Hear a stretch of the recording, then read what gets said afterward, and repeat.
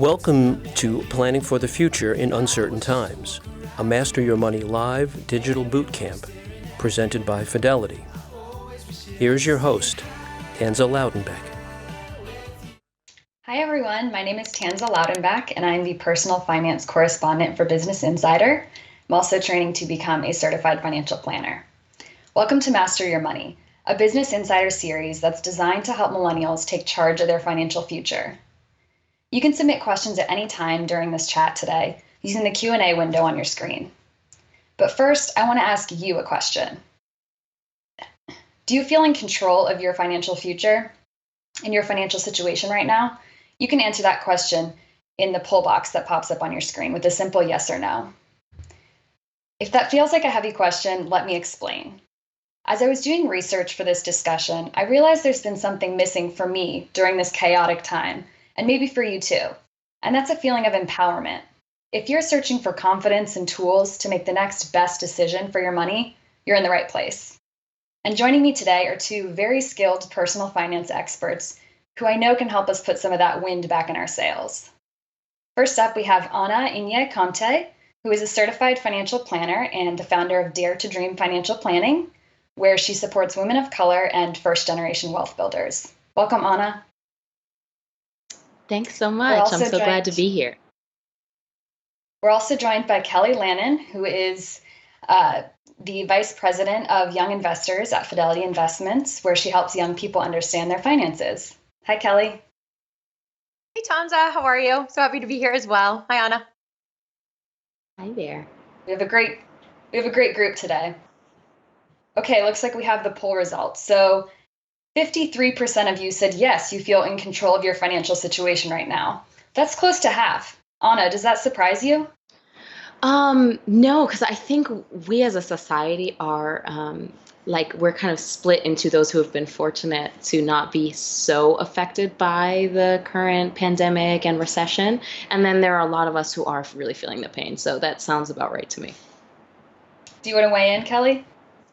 Yeah, I would agree with Ana, and mostly because if I've noticed anything as a result of the past couple months of the pandemic is that people have actually taken the time to take a look at their finances for the first time for many in a while. So I think as a result, we're seeing that response through the poll that people are taking a step back, as I affectionately say, Marie Kondoing their financial situation and really trying to take the time to understand exactly how their finances are shaping up today, as well as what they can do to improve hopefully in the future. And Kelly, you graduated into the Great Recession. Was there anything you learned during that time that you think could help young people today facing a similarly daunting financial situation? Yeah, that's a great question. And I'm just laughing because, I definitely feel for the class of 2020. Some who are actually interns with Fidelity where I work today. And I often tell them a story from my graduation that our graduation speaker literally looked at our class and was like, you can be anything you want, just maybe not right now. So I definitely feel for you, class of 2020, because I was entering the workforce in a really scary time, had to try to find a job. I was lucky that I did, but some of my friends didn't. I saw people losing jobs, losing money. So I think there's a lot of takeaways, from this current situation as well as what I went through. And Tanza, it's funny, I often say that all of my learnings I can reflect back on now because I learned through all the mistakes I made. So I definitely hope that others who are graduating don't make those similar mistakes. Like, for example, I didn't realize the importance of building credit. I said no to the first 401k offered to me because it was going in this thing called the stock market that I kept seeing going down and down and down. I definitely was still spending as I was in college. So again, it was only through those mistakes that I was able to learn. And that's why a lot of my work is sharing these stories and making fun of myself in the hopes that I can help just a few of you guys out there listening feel a lot more confident when it comes to your own finances during these crazy times. So I want to talk about financial plans because they seem majorly overwhelming to anyone who doesn't have one, but not having one could kind of put you off course and make it a lot harder to navigate through times like this that are really uncertain and super unpredictable. Anna, for those who don't have a financial plan yet, what's a good starting point? And what are like the essential elements that you need in a financial plan? Yeah, I think everybody should have a financial plan, whether you work with a professional or you do it on your own. I'd say there are a few like key things you can't miss. One is knowing where everything is and knowing like who you owe, what you own. And similarly to Kelly, I graduated in 2008 and in 2009, sorry, during the recession, and it was really overwhelming trying to navigate having a job and taking control of my student loan situation, and that was really hard. And I think that a lot of times we stick our head in the sand, and we have a tendency to become ostriches, right? And so by not having a handle of that, we can get astray. And I think beyond that, having a concrete set of goals and an action plan to get there is what's really important. So I think a lot of times we can kind of coast along with our finances, right? And we will, we might be paying our bills on time, and we might be, maybe we just are contributing the minimum to get a match or 401k, which is fine, or making the minimum payments on our student loans. But without acting with intentionality, we can shortchange ourselves and just not get where we're trying to go in time. Would you say that a good starting point for someone who just doesn't have a plan yet is maybe to start tracking their spending and start there and really get in on the ground level? Yeah, I am a big fan of tracking apps because I think that does two things. One, that forces you to know where all of your accounts are, where your debts are. And then also it can do account aggregation and pull in those transactions for you so that you have a good idea of where your money's going as well. Yeah, and can I just add on a Tanza, because I think it's funny, and I don't know if anyone else listening feels this way, but the past couple months being at home has turned me into a much older woman than I actually am. Like, I've never cared so much about the weather or never cared so much about what I'm having for dinner. And so I just say that because, think about everything else you plan for in your life, whether that is what you're having for dinner on a Wednesday night or what you're going to wear, I guess for work, sitting in your house the next day. But think about all the other planning that goes on in your life and how much effort we put into that. That's how you should also approach planning in terms of your finances. And the important thing is it doesn't have to feel intimidating. Financial planning is not just for the wealthy. It is for everyone. It is for everyone to get a handle on, what's coming in, what's going out. And if that word goals ever feels intimidated to you guys, like don't think about it that way. Think about it as like all the things you want in your life and like what you want to achieve and how you're going to get there. We all have things we want, whether we call them a goal or something else, whether that's a home or having a family one day, or hey, even having tacos on a Friday night. I mean, whatever it is, those are things that you're planning for. Those are things you care about. And you want to ensure that you have, some plan in mind to help you get there. And the good thing is, and Anna touched upon it too, like it doesn't have to be overcomplicated. In fact, I would urge, especially for those who are just starting out and have the time to do it now, make it simple, make it actionable. Because the more complicated you make the plan for yourself, the least like you are to actually take action on it. And that's what's important. We want you to take those first steps because then you can take a second step and a third.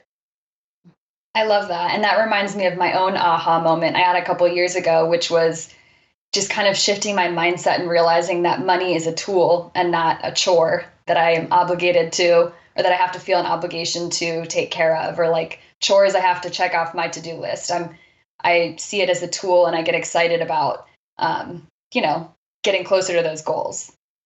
So we're getting some questions from the audience about tracking apps. Do either one of you recommend a specific tracking app for spending or saving or budgeting? Yeah, I think Mint is a great one. I've personally used it for years, and for clients who want to have like something on their phone or their iPad where they can just quickly look and see where they are, and it all updates frequently. That's a great one. I think also if you want to get a little bit more detailed in terms of your budget, then you need a budget. It's short YNAB is a great one too. Tanya, you mean something besides my trusty Excel spreadsheet? I use that too. I know it's so bad. Yeah, no, I mean, I have to be honest, and that for a while, I've used an Excel spreadsheet because I think sometimes when it comes to budgeting your money and keeping track of every single little thing you're spending your money on, if you have an unexpected expense, or let's say you have an off weekend, or you spend more than you intended to, we don't want that to derail you from your budget. And a story I always like to tell is about a friend of mine. She eats healthy all during the week. Okay, all week, super healthy, eating salads. And then on Friday night, she might, have a drink or two. And what do you guys think she orders? Do you think she orders like a salad, or do you think she orders like a slice of pizza? Anna, Tanza, what do you? Totally a pizza, burger. Burger was what first She came to goes my all mind. out. Oh my, exactly. Yeah, the girl orders a burger, a pizza, because again, in her mind, okay, that simple slice of pizza, when she could have stopped then and there, has completely thrown her off track of her diet because she made a simple mistake when she could have stopped. And we never want anyone to feel that way when it comes to their budget. So sometimes it's scary, again, to keep track of every little thing you're spending your money on. So Fidelity, we really practice a thing called the 50-15-5 rule, where 50% of your money goes to essential expenses. 15% goes to your retirement, including any match you're getting from your 401k. 5% goes to your emergency fund, and the remaining 30%, it's for yours to to spend as you see fit. So you have a little flexibility in your budget. And the other thing I do want to mention is that Fidelity, we actually launched this new app called Fidelity Spire. We're currently in beta mode, but if anyone wanted to check that out, it is an app that we put out there to start to help you both see and track your progress to your goals, and more importantly, keep you motivated and give you financial education to feel confident when it comes to your finances. Yeah, if I can jump in there, Tanza, I would say I personally love spreadsheets, which is why I'm a financial planner. So my husband jokes all the time, Works out you well. don't want to Works see out well. spreadsheets. You haven't seen spreadsheets until you've seen this woman's computer. But I think that it can be really intimidating, the idea of spending every Saturday morning, highlighting your bank statements and going through each and every single receipt, right? And so from my perspective, I usually teach clients to do a bucket approach, which I think is really helpful. And similar to what you said, Kelly, we'll do, okay, 50% of what you're spending should go towards living expenses and just your normal day-to-day things. Another 30% should go towards fun. And then 20% should go towards financial priorities. And what I like to have clients do is automate their transfers to whatever the goals or things that they're trying to achieve, and have those in separate accounts so that they can clearly see their practice and it's all their progress rather. And it's all just sort of set up and it's happening for them. So they make the decision once and then it triggers on its own. So for someone who already had a financial plan in place before this recent crisis hit, and maybe, it got upended in some way, their bills changed, their income changed, their goals may have changed. How do you recommend going back and kind of tweaking that plan and not just being, throwing your hands up in the air and saying, scrap it all, like you would a diet? Anna, why don't you go first? Yeah, sure. I think it's really important to say, look at whatever your goals and your priorities are, right? And to say, okay, some of those might have shifted, like travel might have been something, well, we're not all traveling right now. So that's something you can cut off, and just kind of go through the list of everything that you were trying to achieve in terms of your own personal financial situation. And then from there, I would say, look at what you have coming in. And what assets you have that you can use, whether that be an emergency fund or if you have an investment portfolio that might be throwing off dividends or something like that. Look at what resources you have to keep you afloat in this time, whether that be through a job loss or maybe a reduction in income. I think asking yourself what can you do and creating sort of a pecking order of priorities is going to be really important. Yeah, and to add on, I think if anything, these times give people the opportunity with the plan to reevaluate it.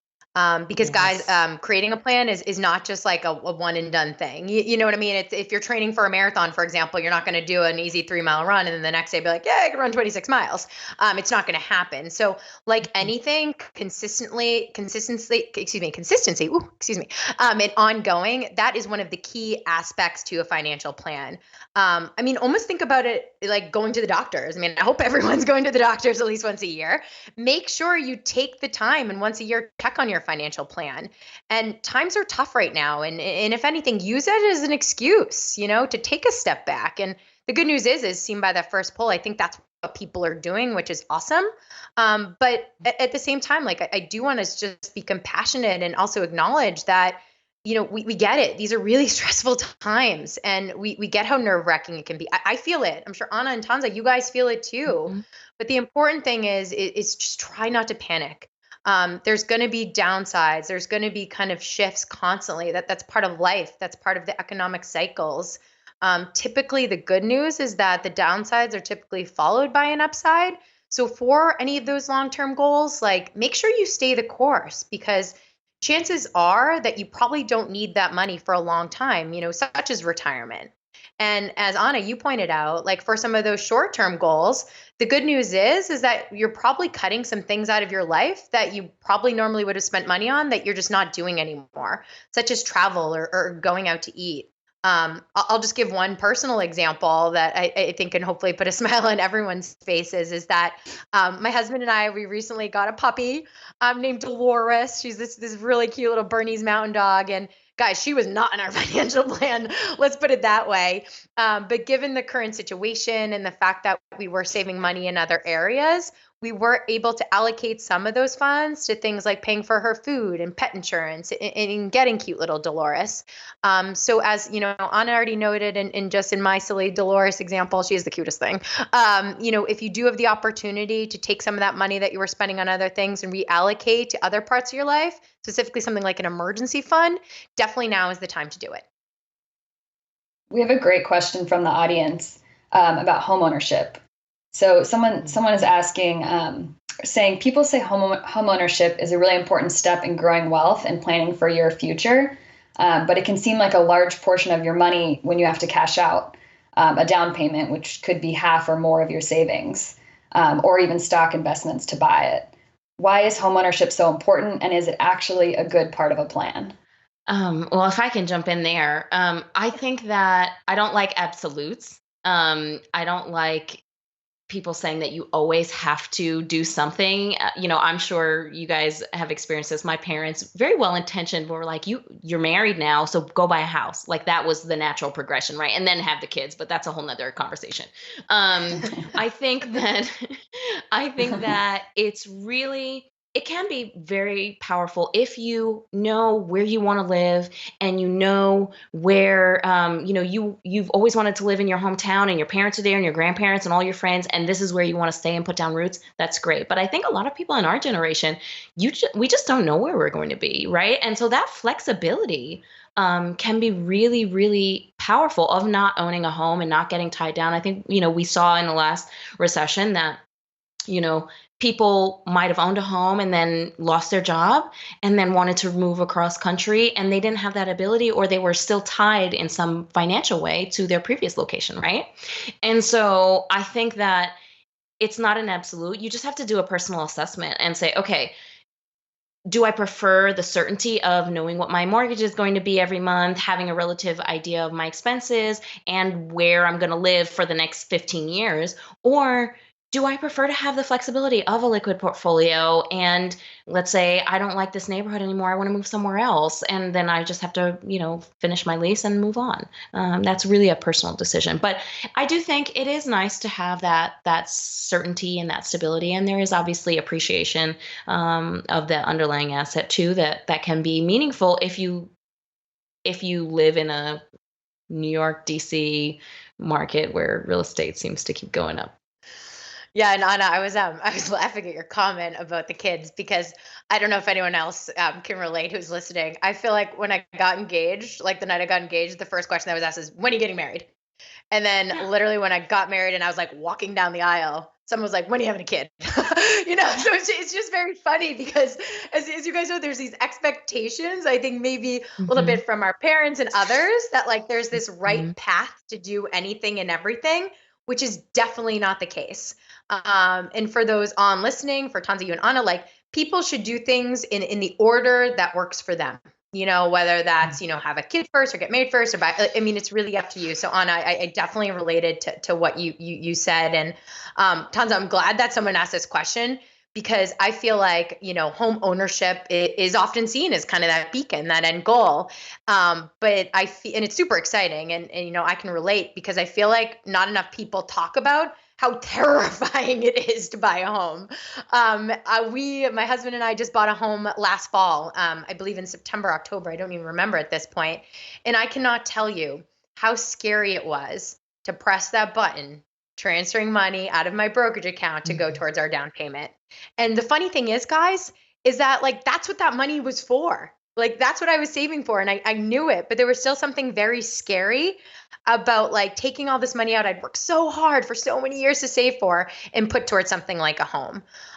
So again, I don't think people talk about that enough. And then there's also just a lot associated with it. So you really have to ask yourself questions before kind of diving into this, because there's closing costs, there's lawyers' costs, there's insurance. A lot of people don't buy homes in super perfect condition. Guys, legit, our air conditioner broke a month after we bought the house, and we had to completely replace it. So there's a lot that comes into owning a home besides just that down payment. So you really kind of have to take a step back and understand if it is the right timing for you. And it doesn't have to be. Some people prefer to rent, especially, in today's economy, as well as Anna said, people like to move around the country.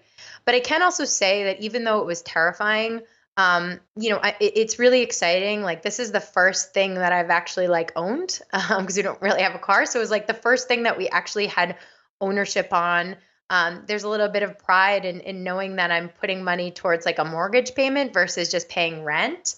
And I also have to say, and I guess a little bit more selfishly, we lived in a 1-bedroom apartment before this. We would not have been able to work in the way we are if we didn't have the home now. My husband and I would have been on top of each other. I can literally hear him downstairs right now. We would not be able to work in that way. So again, it did work out no matter how scary it was. So another big part of financial plans is education planning, especially if you have kids. And if you do follow that, marriage to house to kids, or whatever path you take, that usually comes into it, education planning. And it's one of the most expensive, things that you save for in life. So we have a reader question, or a viewer question. Someone is asking, what's the best way to save for kids' education? Is a 529 plan worth exploring? And what are the benefits of a 529? Anna, do you want to start? Do you want to go? Yeah. I think you have a few kids, don't you? I do. I have lots of experience in this. I think 529s are incredible. If you feel called to contribute to your kids' education costs, I think it's an incredible tool. It's obviously going to be state by state specific, right? So if your state has a state tax deduction, then that can be really beneficial in terms of reducing your tax burden. But then also, it has the deferred growth component. I think if you're in a state that does not have a state tax benefit, then there are a lot of just low cost plans. You're not tied to your state's plan, and you can shop around, and there are plenty of lower cost plans that allow you to still take advantage of that long-term growth. And I would recommend anybody start early if you have some extra cash in your budget. I know it's hard. I live this struggle all the time. Managing childcare costs and all the other things we have to pay for on our day-to-day life. But if you can put anything towards it as soon as possible, that's amazing. And also, I've started asking grandparents and aunts and uncles to just put money in the 529 rather than getting my kid another set of Legos. It's just not they have too many toys as it is. And the longer, because of compound interest, the longer it's in that account, the better. Yeah, and I was going to say, I'm glad you mentioned that, because I don't have kids, and that's what we've given for gifts. We opened one for my goddaughter Addie, my niece Edie, and it's just kind of been that go-to gift, because a lot of kids, if I've learned anything from my friends who have kids, as well as my two nieces and a nephew, you could give them a ball that Dolores the dog plays with, and they love it. So I think all parents are really appreciative if you're putting that money towards good use to their future education. So investing is probably one of the most intimidating parts of managing your finances. We're getting a lot of questions from people on investing. It's intimidating, but it's such a crucial part of building wealth if you do it right. So Kelly, if you're in your 30s, or your late 20s or your 30s, and you haven't started investing yet, is it too late? Never, never, ever, ever. And just before I kind of just makes a few remarks on that, I do just want to share and clear up a common misconception to anyone listening. If you have an investment account, or if you have a workplace retirement plan, something like a 401k or a 403b, guys, congratulations, you are an investor, even though you might not feel like you are. In one of our recent studies, we found that over 60% of millennials had some sort of an investment account, but yet less than 9% consider themselves to be an investor. They were investing, but the mind gap, the mind share just is not there. In fact, many people consider themselves to be savers. So I just want to throw that out there. Anyone out there who has any sort of investment account, even though you might not feel like you are, you are. So that's a great first step. But honestly, unfortunately, the hardest part is to get started. And sometimes, like a simple Google search can feel really overwhelming because there is so much information out there. But that can also be a downfall because you're like, oh wait, man, where do I start? But taking a step back, I think the most important thing, especially when it comes to investing, is to think about those goals, those things in life you want to achieve. You want to start there. Like, what are your financial needs? What is your time horizon? What is your risk tolerance? And those are the first questions that you should probably ask yourself. And then depending on those financial needs and those time horizons, like for example, if you're looking to buy a home one day or you're looking to invest in your retirement, that can really help to determine the first step in determining what account to open. Now, you then have to take a look at what type of stocks, bonds that you want in your portfolio to get that proper asset allocation, which basically is a mix of things. And a simple Google search can create some tools that can help you do that. And then if you are someone who does feel confident in investing on their own, go for it. You can pick a company that you feel comfortable with, maybe the company that has your employer-sponsored retirement plan if you're already working with one, or you can even work with a financial advisor you'd like, or a CFP. We have one on the call and one looking to be one day. But these are important resources that you can use and go to. And another thing too is like, go to friends, go to family, go to someone you work with who's knowledgeable in their space, because they're the type of people you can lean into for guidance, especially if you're looking just to take that first step. And I have a follow-up on that, Kelly. A viewer asked, what do you think about automatic investments, automatic monthly investments versus a lump sum? Do it. No, I mean, I think there's a lot to making payments automatic, whether it is something like investing, paying off your credit card debt, paying your student loans, creating an emergency fund. The more you can automate things, the better. I don't want to tell you to set it and forget it by any means, because again, as we've already touched upon, you should have a good sense of what's coming in and what's going out in terms of your finances. But I think automatic investments are a really powerful way to both get started as well as continue towards those end goals, because you have more time and you can take advantage of compounding. And you also don't necessarily run the risk of trying to time the market. Because guys, this is something that we can never do. We have some of the smartest people in the world working at Fidelity's and all these other financial firms, and they can't do that. And so you never want to try to time the market, because you could not only, miss out on some opportunities for that compounding growth, but you could also open to yourself out to risk if you don't time it correctly. So again, I'm a huge fan of, automatic investments. I fully know that might not be possible for everyone, but if you are in the position to put, a consistent amount into an investment account, take advantage of dollar cost averaging, I'm a big advocate of that. And Anna, can you explain the difference between risk tolerance and risk capacity? I think we hear about risk tolerance a lot when we talk about investing, but risk capacity is something slightly different, but just as important. Yeah, totally. I think it's one of those things that people really overlook when they're looking at investing, right? And from my perspective, you're going to invest differently for something you need to do in 3 years, something you need to do in 15 years versus something you need to do in 40 years, right? And so you're going to have a different asset mix, and you have the capacity to absorb losses in different amounts for all of those buckets, right? So for your retirement, you have a lot of risk capacity or you should have a lot more, because it's way further out if we're talking 30 years down the line.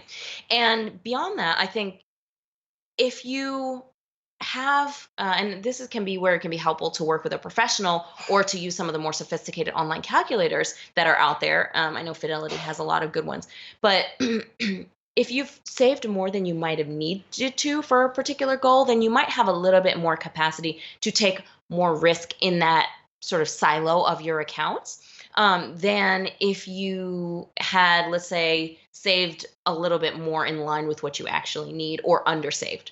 And I think that, I just wanted to take one step back to something Kelly said. I think investing can be really intimidating for people. And because I predominantly work with people of color, we traditionally don't always have people to go to for investment advice. And investing seems like it's something just for wealthy people. And I just want to drum in to everybody that's watching that investing needs to be for everybody, especially in this day and age where we don't have pensions and we don't have guaranteed income, and Social Security probably is not going to replace a very significant portion of your income. So it's up to you to create that portfolio and have that investment portfolio to support yourself and help you achieve your goals. We have another great question. What are your suggestions or tips for a college student who's trying to get into investing? Kelly, do you want to take this one? Yeah. First of all, that's awesome. Awesome to hear. I honestly did not start investing until I joined with Fidelity, which was 6 years out of college after I'd graduated school. But I got in the game. I did it. So again, just another plug. It's never too late to get started. And just to kind of piggyback on what Anna said is that what's great about investing nowadays is that it's not for the wealthy. Like anyone can get started. It does not take a lot of money. In fact, many investment firms, many financial apps out there have lowered minimums or they have no minimums. It doesn't cost anything to get started.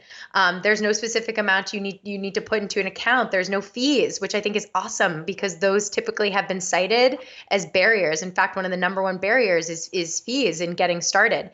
So I think that's great. It is very easy to get started, but before I would just dive right in, I would just urge everyone just to make sure you educate yourself.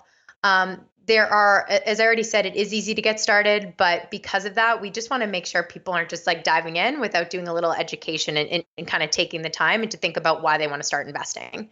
But again, the good news is that you can start for very little. There's countless financial apps out there, some of which I really enjoy. There's firms like Fidelity is one of them, of course, but other firms out there where you can open an account. You can start with very little money. You can even use fractional shares trading. And what that means is that you can just use a specific dollar amount to get a share of a company that you might have heard of versus buy the whole share, which can be very expensive. But for any college student out there, I would recommend doing the research. Find a firm or an app that either your friends use, your family recommends, maybe your parents recommend. Open an account that is right for you. If you're saving for retirement, there's specific type accounts. If you're just looking to open a brokerage account to maybe take the money out sooner, that's an option as well. Put a little money in and then just watch what happens over time. But I think it's great that there's a lot of people out there who are willing and are looking to get started younger. So there's been a lot of talk lately about new investors flocking to brokerages during, to take advantage of the bear market during this time. We're on a bit of a roller coaster, but it seems like a lot of people are eager to invest, which is good. But it worries me a little bit because people can easily become overconfident in their ability to time the market, which you mentioned earlier, Kelly. So there's a big difference between individual stock trading and investing in an index fund or with a robo-advisor. What's the difference between those two types of investments and who should use which strategy? Anna, do you want to start? Yeah, I think that for most people, this is something I feel very passionate about because we have this like shiny object, like, oh, I trade stocks and, I have my trading account and I made $1,000 last week. Like, great. It's not always going to be that easy. And so I want everybody to realize that, like, for the most part, there are people that spend all of their time thinking about active management, right? Thinking about company valuations and really digging into balance sheets. And there are a lot of people that have this as their passion, but I think that if it's not your passion to spend your time reading quarterly earnings statements, reports rather, then passive investing can be really powerful. You're still participating in the market, but you don't have that same level of due diligence in terms of monitoring stock price, monitoring earnings growth, monitoring all of these really nuanced things that you would have to for each individual holding that you have. And so from my perspective, I think, trading is fine, but it shouldn't be, or owning individual stocks and bonds is fine, great. It can be very appropriate for some people, but it's not the only way to get long-term growth in terms of building wealth. Yeah, and I think those are really good points because, unfortunately, there's never a one size fits all answer. But I do think the majority of people aren't actively, don't have time or maybe do not want to actively manage their different investments. And that's why things like index funds or ETFs that just follow the market, or things like a robo-advisor, which you mentioned, Tanza, are really good options because it almost takes some of the guesswork out of investing. I'll just use a robo-advisor example. With a lot of the robo-advisors out there, not only do you have someone else helping to manage those investments for you, a lot of them are aligned to your risks, your risk tolerance. They're aligned to your goals. And what happens is the companies that you're working with, where that robo-advisor is they will actually rebalance your portfolio for you. So as you mentioned, the roller coaster that sometimes exists in the market, Tanza, these companies will actually rebalance your portfolio for you over time, and depending on what the market conditions are doing, which is a really powerful thing, because again, they're just further protecting yourself and protecting you from any risk that you might, have if the market goes up and down. And that, I would say, is one of the most the important thing for everyone to know is sometimes we do get hung up on, the different investment options like a stock, a bond, even cash. But there's two important terms: asset allocation, diversification, that every novice investor should really know. And really what this means is like not putting all your eggs in one basket. Never investing in a single asset class, never investing in a single industry. Because if that single asset class, the market goes down, or maybe something happens to that particular industry because, hey, there's a pandemic, you never want to open yourself up for risk. So these are two terms that I think every novice investor should know and understand, because when you're getting started, one of the most important things is protect yourself from risk. I want to talk about fees too, because I feel like if you're getting started investing and you see a brokerage or an account or a robo-advisor that says they'll charge you 2%, that kind of sounds low when you've never invested before. You're like, oh, 2% of my balance, not bad. But that's actually high in the industry. Kelly, what do you think about fees and what people should be looking for? Yeah, and I think that's a really good point, because I think the question is like 2% of what? Depending on your balance, that could be a lot of money. And the other thing too is even subscription fees that are easier to understand. Sometimes those can even be high in the grand scheme of things if you're not someone to necessarily put a lot of money in these specific accounts. But I think the most important thing is not necessarily the fee itself and what that number is. It's understanding the fee. I think a lot of people hear the term, BIPs, or a percentage on the assets we're making, and they're like, well, what does that mean? Like, they have no idea. And so you need to make sure that you're taking to the time and really understanding not only the fees that are advertised by the specific firm or the specific app that you choose to work with, but if there are any underlining fees under there, is there anything that is more or less hidden that you wouldn't see on a marketing website? You really need to take the time, because it could not be just that original number. You could have additional money on top of that. So we just want to make sure that anyone, especially when they're going in and opening an account for the first time, understands exactly what the fees are associated with that account. And like I've already, noted, there are a lot of firms out there who have made a move to zero, who are charging very little, and that's great. But still, you want to make sure you're asking the questions either by doing your own research or just picking up the phone and calling someone or using a chatbot on a website. Whatever you can do to ask the questions, you want to make sure you do that before just blindly opening an account. So we have a viewer question. What's the best account to open for saving for a house in 3 to 5 years? Anna, I know you touched on this a little bit earlier. Do you want to take this one? Yeah, sure. I think if you have anything that you're looking to do in the that would be relatively short term. You are going to want to look at like a high yield savings account. I wouldn't want, or CDs that would mature in time for you to make that purchase. You're not going to want to invest that in stocks, because as you can see, imagine if you had said 5 years ago, in 2020 is the year I want to buy a house. And so I'm going to invest that money. I'm going to keep that money invested until it's time to pull the trigger. Well, you would not be having too much fun right now. So I think that keeping it conservative and keeping it safe is going to be paramount there.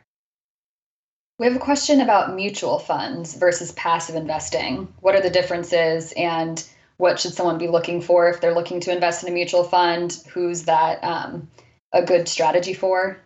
Kelly, do you want to take this? Yeah. So really how I like to think of mutual funds is it's almost like a basket, or it's its own company per se. It allows an individual to invest in different companies that they might not normally be able to invest in because it might be too expensive. So when you're buying a mutual fund, you're buying into multiple companies and small portions of them, if you will. I mean, that to me is kind of the easiest way to explain it. It's like a basket of different companies. But the most important thing, in my opinion, of mutual funds, especially when you're someone who's just starting out, is that these are funds where you can buy into depending on your risk level. For example, my personal brokerage account that I use to help buy my own home, what I did is that I ended up going to a tool on a Fidelity website. I put some information about myself. I answered some questions on my risk tolerance, which to be honest is not very high. And as a result, I was given a few options for different mutual funds that fit the risk profile of myself. And so that's how I ended up choosing the mutual funds to buy into. The other thing with mutual funds and why you get those terms actively and passively managed is that there's actually a team or individuals who are actually helping to manage those mutual funds. And they're constantly looking for ways to increase profitability, to increase kind of returns of those particular funds. Versus some more passively managed funds, you don't necessarily have a team of people who are actively managing them. For example, I know I already mentioned an ETF. One example of an ETF is one that follows just the stock market. So it mirrors it, and depending on how the stock market does, that similar ETF will do as well. Same with index funds. They mirror indexes. So depending on how, or indices, I don't know, I see clearly I wasn't an English major either, but these mirror those. And depending on how those particular indexes do, that's how that fund performs. So again, that's the main difference between active and passive. Mutual funds are active, ETFs are passive. I also want to talk about like changing your strategy as you move through different life stages, because like the question we had earlier, someone as a college student who's looking to invest, their strategy is going to be different than when they're, in their 30s and own a home or are still renting or are starting a family. When should you kind of reassess your strategy, Anna? Yeah, I think it's really crucial to have a set interval where you sit down either on your own if you're single or with your spouse if you're married to look at like where you've been and where you're trying to go. I think it's just so empowering to have that concrete knowledge. And so then you can make decisions from an empowered place, right? So if you are looking at things on an annual basis, I think that's really incredible. More frequently if you want to, but I think once a year is really great. And then making those adjustments in turn. There's one thing to like make the plan, but then you also have to execute. And I think that's going to be really, really crucial. Typically, just a very, very general rule of thumb is that when you're further away from a goal in which you need that money, you do have the opportunity to be more aggressive with your strategy. Especially if you're younger and, it's your retirement account. That's like probably the best example and the most kind of clear example in my mind is when you're younger and you're a lot further away from your retirement, you can be much more aggressive with your strategy and what's actually in your portfolio. So you might have more stocks, for example, and then some more conservative investments like bonds and cash. But as you get closer to that goal or you get closer to retirement, that's where some rebalancing comes in. That's where some change in strategy is needed because you want to ensure that you have that money for when you need it. So again, retirement to me is a very clear-cut visual, if that helps whoever asked that question. I think that's well said.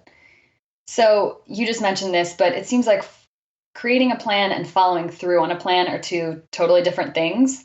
I want to talk about staying motivated. Do either of you have any habits or tricks that you use to stay motivated when it feels like everything is going wrong in massive crises like these or smaller crises in your own life? Anna, why don't you start? Yeah, I have two, I think, that are really crucial. So one is going to be, and I do this with all my clients, to sit down and have a why, or like an overarching reason for why I'm doing what I'm doing and why I'm making the sacrifices now to set myself up for the future. And so that can help you stay the course. And I picked up this trick from a personal finance column years ago, but he does what he calls a statement of financial purpose. And so by having like a card put somewhere, anywhere, like if it's on your desk or it's just a file on your computer that you need to look at when making decisions and, you know, deciding whether you want to take an extra vacation or you want to buy a new car or whatever, revisiting that can be really, really powerful. Kelly, what about you? Yeah, so I can share an example of what I don't do, and then I'll share an example of what I do.